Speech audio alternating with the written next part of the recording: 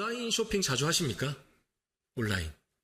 예, 오프라인은 이제 마트에 가거나 또 매장에 가서 구매하는 경우도 있지만 요즘에는 온라인으로 버튼 몇 번만 누르면 내가 원하는 물품을 비교해보고 쉽게 구매할 수 있습니다.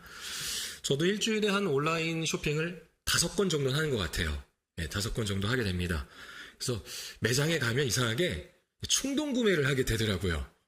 굳이 안 사도 되는 걸 자꾸 이렇게 넣어요. 그래서 온라인으로 필요한 것만 구매를 합니다. 그때 제가 꼭 보는 문구가 있습니다. 꼭 확인하는 문구가 바로 무료 배송입니다. 무료 배송. 여러분 배송비가 얼마 정도 들죠 보통? 네? 제가 잘못 들은 거 아니죠? 30만 원이라고 누군가 얘기해서. 해외 배송이 아니니까 3,000원. 보통 3,000원입니다. 예전에 2,500원이었는데 요새는 3,000원입니다. 사실 배송비가 3,000원 정도밖에 안 되지만 3만 원 또는 5만 원 이상 구매 시 무료 배송 이렇게 하면은 이 배송비 3,000원을 아끼기 위해서 필요하지 않은 물건까지 또 구매할 때가 있습니다. 배송비를 아낀 건지 물건을 더 산 건지 헛갈립니다. 최근에는 온라인으로 쇼핑을 했는데요. 배송도 무료고요. 무려 반품도 무료였습니다. 그래서 반품했습니다. 네, 필요가 없더라고요. 무료 정말 좋습니다.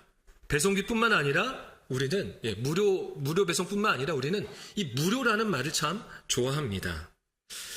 하지만 세상에 완전히 값이 들지 않는 선물은 거의 없습니다. 받는 사람은 돈을 내지 않을 뿐 누군가는 그 값을 지불했습니다. 내가 배송비를 내지 않았을 뿐 나에겐 무료이지만 판매자가 그 배송비를 내는 것이죠. 하나님의 은혜도 우리에게는 값없이 주어졌습니다. 그러나 값싼 것은 아닙니다. 그 은혜에는 예수 그리스도의 생명이 있습니다. 그 사랑에는 십자가의 희생이 들어있습니다. 그런데 우리는 가끔 하나님의 사랑이 작게 느껴집니다.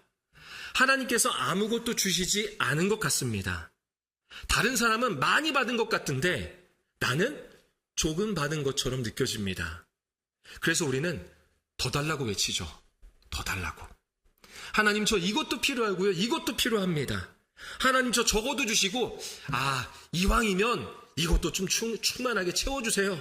많이 좀 주세요. 하나님 왜 저 사람에게는 주시면서 저에게는 안 주시는 겁니까? 우린 그렇게 간혹 기도합니다. 8월 달력에 보면 이런 글귀가 소개되고 있습니다. 당신이 저에게 주신 사랑이 모래알처럼 작게 느껴졌습니다. 도무지 성에 차지 않아 더 달라고 외치고 졸랐습니다. 당신이 조금 주신 것이라고만 생각했습니다. 여러분 정말 하나님께서 적게 주신 걸까요? 아니면 하나님께서 이미 풍성하게 주셨는데 우리가 그것을 보지 못하고 있는 것은 아닐까요? 오늘 바울은 우리가 받은 은혜가 얼마나 크고 또 우리를 향한 하나님의 사랑이 얼마나 깊은지를 말씀하고 있습니다. 우리 본문 4절과 5절입니다. 4절과 5절 우리 두 절을 다시 한번 함께 읽어보도록 하겠습니다. 긍휼이 풍성하신 하나님이 우리를 사랑하신 그 큰 사랑을 인하여 허물로 죽은 우리를 그리스도와 함께 살리셨고 아멘. 바울은 우리의 과거를요 아주 단호하게 말하고 있습니다. 우리가 조금 부족한 존재라고 말하고 있지 않습니다. 조금 부족했다, 조금만 더 나았으면 됐다 이렇게 설명하지 않아요. 잠시 길을 잃은 수준으로 말하지 않습니다. 허물과 죄로 죽은, 그렇게 우리는 허물과 죄로 죽었던 자들입니다. 여러분 생각해 보십시오. 죽은 사람에게는요 충고나 조언이 필요 없습니다. 혹시 죽은 사람한테 그렇게 말씀하는 사람 있습니까? 조금 더 열심히 해보세요. 조금만 더 노력하면 됩니다. 이럴 때일수록 마음을 강하게 먹으세요. 그럼 잘 될 겁니다. 습관을 좀 고쳐보면 어떨까요? 우리 좋은 습관을 만들어 봅시다. 이런 도움을 주려는 충고와 그리고 조언의 말들은 죽은 사람에게는 소용이 없습니다. 죽은 사람에게 필요한 것은 개선이 아니라 생명입니다. 죽은 사람에게는 생명이 필요한 거예요. 우리의 문제는 하나님을 향해 조금 더 노력하면 해결되는 정도가 아니라는 겁니다. 우리는 하나님과 단절되었고 세상의 흐름과 욕망에 끌려가고 있었습니다. 그게 바로 우리였습니다. 여러분, TV가 잘 안 나오면 어떻게 해야 됩니까? 요즘에는 TV가 잘 안 나오는 가정들이 없습니다. TV 다 잘 나와요. 근데 예전에는 어땠어요? 옛날에는 TV가 잘 안 나오면 어떻게 해요? 어떤 집사님이 이렇게 표현하시고, 어떻게 표현하는지 모르겠지만, 그리고 또 권사님이 이렇게 표현하시고, 어떤 의미인지 알겠죠? TV를 때립니다. 옛날에는 몇 대 때리다 보면 안 나오던 TV가 치유됐습니다. 이것도 안찰이라고 해야 되는지 의문이 들긴 하지만, 어쨌든 몇 대 때리다 보면 TV가 정상적으로 작동을 했습니다. 만약에 휴대폰이 느려지면 어떻게 하십니까? 휴대폰이 느려지면, 여러분 휴대폰 다 갖고 계시죠? 휴대폰이 느려지면 때립니까? 전 때리는 분을 못 봤던 것 같아요. 막 짓밟거나 휴대폰을 학대하는 그런 분을 본 적은 없습니다. 휴대폰이 느려지면 최적화라고 해서 앱을 삭제하거나 또는 다시 시작하기를 합니다. 재부팅이라고 하죠. 껐다가 다시 켜는 거예요. 그러면 또 잘 됩니다. 그런데 중요한 것은 배터리가 없어서 전원이 꺼진 휴대폰은 아무리 때리고 전원 버튼을 눌러도 작동하지 않습니다. 충전기로부터 전원이 공급되어야 합니다. 바울이 전하는 복음이 이와 같습니다. 우리가 스스로를 살린 것이 아닙니다. 밖으로부터 생명이 들어왔습니다. 그런데 오늘 본문은 놀라운 말로 시작하죠. 긍휼이 풍성하신 하나님이, 우리에게 가능성이 있어서가 아닙니다. 조금 도와주면 좀 괜찮은 사람이 되겠지, 그 정도의 수준이 아닙니다. 하나님께서는 긍휼이 풍성했기 때문입니다. 하나님이 우리를 그렇게 크게 사랑하셨기 때문입니다. 내가 하나님을 사랑해서가 아니에요. 하나님이 큰 사랑으로 나를 사랑하셨기 때문입니다. 그래서 복음의 주어는 언제나 하나님입니다. 내가 열심히 해서, 내가 노력해서, 그래서 내가 은혜를 받았다, 내가 이러한 삶을 살고 있다, 이게 아니라 복음의 주어는 하나님입니다. 하나님이 사랑하셨습니다. 하나님이 나를 살리셨습니다. 하나님이 죽었던 나를 일으키셨습니다. 누가 하셨다고요? 하나님이 하셨습니다. 그런 의미에서 은혜란 받는 이에게는 값없는 것이지만 주는 이에게는 전 소유가 들어가는 것입니다. 결국 은혜란 주는 이가 친히 값을 치렀기에 값이 없는 거예요. 받는 입장에서는 값이 없는 겁니다. 그렇게 구원은 우리에게 선물입니다. 그러나 하나님께는 아들의 생명인 것입니다. 강남중앙침례교회를 담임하고 있는 최병락 목사님은 자신의 저서 쏟아지는 은혜에서 자신이 선물 받은 볼펜 이야기를 들려줍니다. 어느 권사님이 최 목사님께 물었습니다. 목사님, 제가 선물한 볼펜 잘 사용하고 계시죠? 그런데 목사님이 아무리 생각해도 기억이 나지 않는 거예요. 권사님이 선물한 볼펜이 어떤 것인지. 권사님이 그 브랜드까지 이야기합니다. 몽블랑 볼펜 잘 사용하고 계시죠? 목사님은 그제야 기억이 났습니다. 그날 아침에도 그 펜을 사용했는데 누가 줬는지도 모르고 책상 위에 두면서 계속 사용했던 것입니다. 그런데 권사님은 그 펜을 사기 위해서 서툰 운전의 상태로 가게를 찾아 헤맸습니다. 길을 잘못 들고 또 운전을 잘 못하다 보니까 차로 어딘가 들이박았다고 합니다. 제자리로 돌아와서 몇 바퀴를 돌다가 결국 가게에 도착했는데 그만 그 가게가 그날 닫혀 있었답니다. 그래서 그날 사지 못하고 다시 가서 그 펜을 사는 수고를 감당했습니다. 이에 대해 최병락 목사님은 이렇게 정리합니다. 그 값비싼 몽블랑 펜은 한 푼도 지불하지 않고 선물로 받은 저에게는 분명히 공짜 선물이었습니다. 하지만 권사님께는 몇 달을 아껴서 준비한 돈과 목숨을 담보한 운전으로 구입한 귀한 선물이었습니다. 받은 사람에게는 아무 대가 없이 들어온 선물이었습니다. 그러나 주는 사람에게는 돈과 시간과 수고와 마음이 들어간 선물이었습니다. 우리가 받은 구원도 그렇습니다. 우리는 값을 지불하지 않았습니다. 그러나 아무도 값을 지불하지 않았던 건 아닙니다.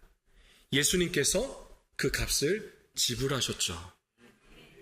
예수님은 우리가 죽어있던 자리까지 내려오셨습니다. 그리고 우리가 받아야 할 심판을 십자가에서 감당하셨습니다. 그리고 우리를 하나님께서는 그리스도와 함께 살리셨습니다. 따라서 하나님의 은혜는 가벼운 호의 정도가 아니에요. 사람이 베푸는 어느 가벼운 배려 정도가 아닙니다. 죄를 대충 덮어두신 게 아닙니다. 우리를 살리기 위해 하나님께서 당신의 가장 귀한 것을 내어주신 사랑인 것입니다. 이게 바로 우리가 받은 구원입니다. 여러분, 하나님의 사랑이 작게 느껴질 때가 있죠.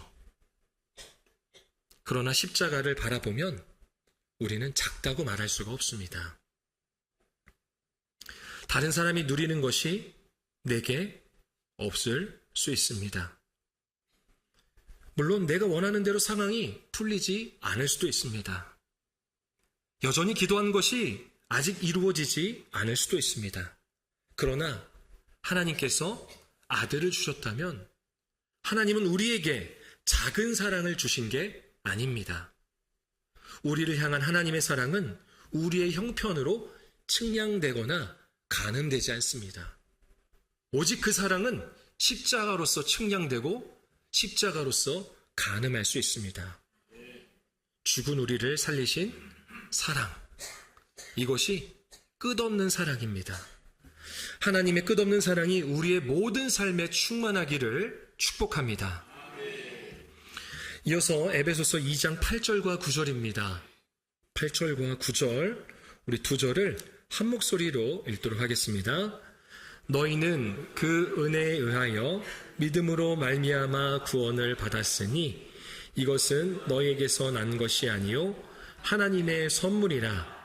행위에서 난 것이 아니니 이는 누구든지 자랑하지 못하게 함이라.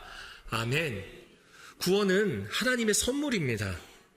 우리의 행위에서 나온 것이 아닙니다. 내가 뭔가 잘해서, 내가 헌신해서, 봉사해서, 내가 선교 다녀와서, 헌금을 많이 해서 우리에게 구원을 주신 게 아닙니다. 그 어떠한 공로를 쌓아서 주신 게 아니라는 거죠.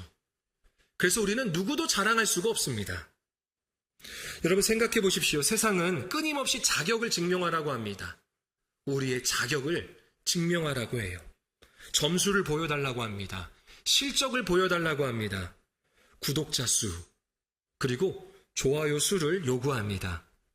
뿐만 아니죠. 음식점도 별점 5개를 요구합니다. 카카오톡의 친구나 인스타그램에 팔로워를 많이 두어야 합니다. 이게 사람의 자격을 평가하는 방식입니다. 세상은 그렇습니다. 그러나 은혜는 다른 방식으로 찾아옵니다. 은혜는 자격이 충분해서 받는 보상이 아닙니다. 자격이 없는 사람에게 주어지는 선물입니다. 그렇다고 은혜가 아무런 변화도 요구하지 않는 것은 아닙니다. 은혜를 받은 자라면 변화되는 것이 있습니다. 요구되는 것이 있어요. 우리 마지막으로 10절입니다. 10절 말씀 함께 읽어보겠습니다. 우리는 그가 만드신 바라 그리스도 예수 안에서 선한 일을 위하여 지으심을 받은 자니 우리로 그 가운데서 흥하게 하려 하심이다. 아멘. 바울은 우리가 선한 일을 위해 지음을 받았다고 말하고 있습니다. 선한 행위가 우리를 구원하는 것은 아닙니다. 그러나 구원받은 사람에게는 새로운 행위가 바로 선한 일이 시작됩니다. 선행은 구원에 대한 값이 아닙니다. 내가 구원받았으니까 그래, 그 구원받은 대가로 내가 선한 일, 착한 일 좀 해야지 라고 하는 게 아니에요. 비교할 수 없습니다. 선행은 구원의 열매인 것입니다. 선행을 해서 하나님의 사랑을 받는 게 아니라 하나님의 사랑을 받았기 때문에 그 사랑으로서 살아가는 거예요. 받은 그 사랑을, 그 크신 사랑을 흘려 보내는 것입니다. 그러니까 8절과 9절은 구원이 자격 없는 사람에게 주어진 하나님의 선물이고 10절에서는 선한 일이 구원의 결과이자 목적이라고 설명하고 있습니다. 그런데 우리는 이렇게 큰 은혜를 받고도 자주 부족하다고 느낍니다. 특히 다른 사람의 삶을 볼 때 그렇습니다. 사람들은 가장 좋다라고, 가장 행복하다고 느끼는 순간들을 어떻게 표현하죠?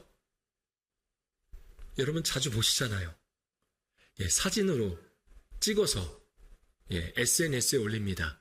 인스타그램이나 카카오톡이나 또는 페이스북 등에 그 사진들을 올립니다. 내가 가장 행복한 순간, 내가 가장 좋다고 느껴지는 순간들을 올리죠. 맛있는 음식, 행복한 여행, 성공한 자녀들, 또는 자녀들이 선물한 명품백이나 옷, 사람들의 주목을 받는 그런 슈퍼카, 등등. 우리는 다른 사람의 가장 좋은 장면을 보면서 내 일상의 평범한 모습과 비교합니다. 그러면 이미 받은 은혜가 작아 보입니다. 하나님의 사랑이 부족한 것이 아니라 우리의 시선이 다른 곳으로 흘러간 것이죠. 8월 달력에 남은 글귀를 마저 읽어보겠습니다. 그런데 어느 날 들여다본 당신의 사랑은 결코 작은 것이 아니었습니다. 당신은 분명 너무 많이 주셨는데 내가 한눈을 팔다가 흘려버렸다는 것을 알게 되었습니다. 나도 모르게 벌어진 틈 사이로 세상에게, 유혹에게 조금씩 내어주고 있었습니다. 이제야 다시 돌아와 당신의 사랑을 깨닫습니다. 구멍난 독에 물 붓는 심정으로 계속 채워주셨던 당신의 마음을 떠올려 봅니다. 한없는 그 은혜 앞에 이제야 엎드립니다. 여러분, 은혜가 부족했던 것이 아닙니다. 우리 마음에 틈이 생긴 것입니다. 비교라는 틈, 욕심이라는 틈, 사람의 인정에 매달리는 틈, 세상의 유혹을 따라가는 틈. 하나님께서 채워주셔도 우리는 다른 곳으로 흘려버렸습니다. 그래서 하나님께서 주신 것이 없다고 생각했습니다. 앞서 소개한 최병락 목사님은 쏟아지는 은혜에서 사모님에게 좋은 가방을 선물했던 이야기를 들려줍니다.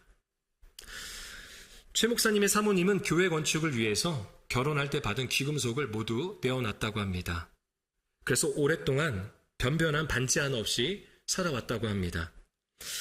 미안하고 고마운 마음에 최 목사님이 좋은 가방을, 아마 명품백이겠죠. 좋은 백을 하나 선물했습니다. 그런데 그 가방을 무려 5년 동안 밖에 들고 나가지 못하고 집에 모셔두었다고 합니다. 그럼에도 이상하게 다른 사람이 좋은 가방을, 좋은 백을 들고 다니는 모습을 보면 부러워하지 않았다는 거예요. 그래서 왜 그러냐고 물었습니다. 그랬더니 사모님이 이렇게 대답했습니다. 나도 있다. 나도 있다.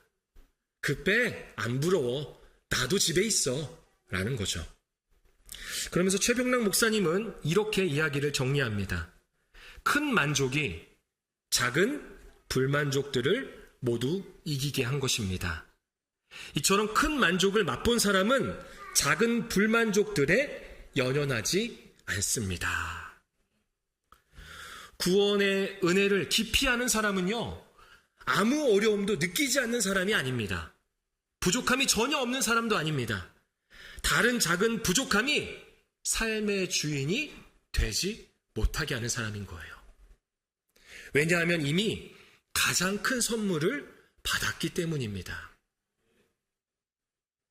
우리는 하나님께 사랑을 받았습니다. 그리고 예수 그리스도와 함께 살아났습니다. 하나님 만드신 하나님의 작품이 되었습니다. 그래서 이제 은혜를 흘려버리는 삶이 아니라 은혜를 흘려보내는 삶을 살아야 합니다. 세상과 욕심에 흘려버리는 것이 아니라 그 은혜를 이웃에게 흘려보내는 것이죠. 내가 돌려받기 위해서 선한 일을 하는 게 아니라, 그래 내가 이렇게 저 사람에게 선한 일을 하면 나에게도 선한 일을 하겠지, 돌아오겠지 라는 생각으로 하는 게 아니라, 나를 살리시고 선한 일을 걷게 하신 예수 그리스도를 전하는 일이기에 그 일을 감당할 수 있는 것입니다. 구원을 선물로 주신 하나님의 사랑과 은혜를 알기에 또 다른 이에게 그 사랑과 은혜가 임하도록 선한 열매를 맺어갈 수 있습니다. 여러분, 은혜는 우리를 가만히 앉게 하지 않습니다. 죽은 자리에서 살리시고 선한 일이라는 새로운 이 길을 걷게 하십니다. 은혜는 자랑을 멈추게 하고요, 그리고 사랑을 시작하게 합니다. 이것이 우리를 끝까지 붙드시는 한없는 은혜입니다. 하나님의 한없는 은혜를 날마다 경험하고 또 이웃에게 받은 은혜를 흘려보내는 저와 여러분이 되기를 축복합니다. 말씀을 맺겠습니다. 설교 시작에 무료 배송에 대해서 이야기했습니다. 받는 사람에게는 무료이지만 누군가는 값을 지불한 거죠. 우리의 구원도 그렇습니다. 우리에게는 값없이 공짜로 주어졌습니다. 그러나 값싼 선물이 아니었습니다. 예수 그리스도께서 자신의 생명으로 값을 치르셨습니다. 우리는 허물과 죄로 죽을 수밖에 없었던, 그래서 죽었던 자들입니다. 그러나 하나님께서는 우리를 사랑하셨습니다. 우리를 그 사랑으로 살리셨습니다. 그리고 그 은혜로 우리를 구원하셨습니다. 또 선한 일을 걸어갈 수 있도록 우리를 새롭게 지어주셨습니다. 그렇다면 오늘 우리는 우리 자신에게 다시 물어보았으면 합니다. 정말 내 삶에 하나님의 은혜가 부족한 것일까? 아니면 이미 받은 은혜를 세상과 비교와 욕심 속에 흘려버리고 있던 것은 아닐까? 구멍난 독을 바라보며 더 달라고만 외쳐서는 안 됩니다. 이제 십자가를 바라보아야 합니다. 이미 너무 많이 주신 하나님의 사랑을 발견할 수 있어야 합니다. 죽은 우리를 살리신 끝없는 사랑, 살리신 우리를 걷게 하신 한없는 은혜, 오늘 그 은혜 앞에 다시 엎드리기를 축복합니다.